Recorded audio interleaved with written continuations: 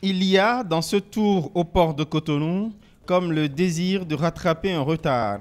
La quasi-absence d'échanges économiques entre le Bénin et la Suisse, pourtant, vieux amis de 58 ans, la présidente de la Confédération helvétique a donc eu droit à une immersion marketing studieuse, tant sur PowerPoint que dans le vent frais des quais.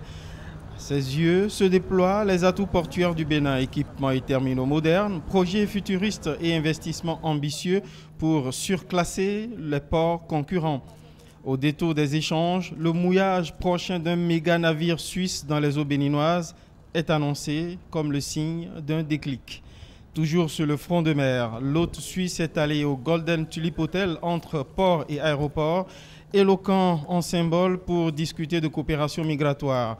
Doris Letah a apprécié les réponses apportées par le Bénin aux enjeux migratoires. La stratégie des couloirs de pâturage pour éviter des disputes meurtrières entre éleveurs transhumants et paysans sédentaires, le code pastoral en gestation, la politique d'ouverture contrôlée des frontières.